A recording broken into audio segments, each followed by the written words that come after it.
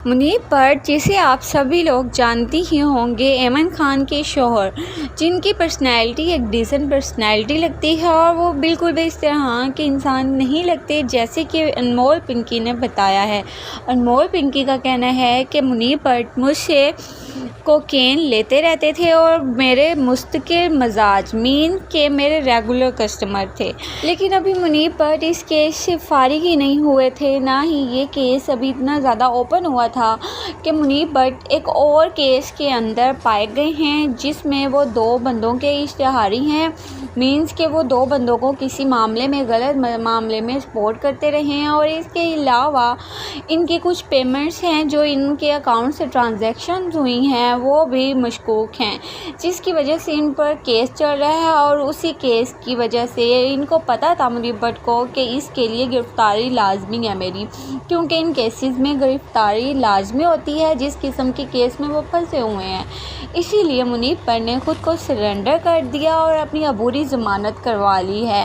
لیکن ابھی یہ کیس ختم نہیں ہوا، نہ ہی اس کا فائنل رزلٹ نکلا ہے۔ یہ کیس ابھی بھی جاری ہے، لیکن منیب بٹ کو پتہ تھا چونکہ کہ میری گرفتاری ہو سکتی ہے، اس لیے انہوں نے پہلے سے ہی تیاری کر لی، اپنی ضمانت کروا لی۔ شوبز انڈسٹری میں بہت ہی عجیب قسم کے حالات چل رہے ہیں، جہاں پر منیب بٹ ابھی کچھ دن پہلے ان کی کار سے کسی آدمی کا ایکسیڈنٹ ہوا اور منیب بٹ نے گاڑی سے باہر نکل کر اس آدمی کو پیار کیا، گلے لگایا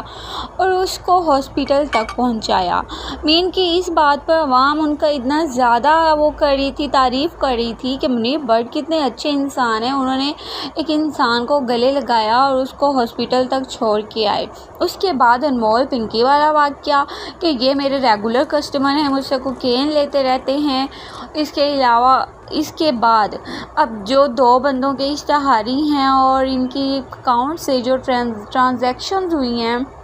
اور غیر قانونی ٹرانزیکشنز، عام ٹرانزیکشنز بھی نہیں، بڑی بڑی اماؤنٹ کی، لاکھوں کروڑوں کی اماؤنٹ کی ٹرانزیکشنز ہوئی ہیں ان کے اکاؤنٹ سے، جس کی وجہ سے یہ مشکوک ہیں عدالت کی نظر میں اور پولیس کی نظر میں، قانون کی نظر میں، جس کی وجہ سے ان پر کیس چل رہا ہے۔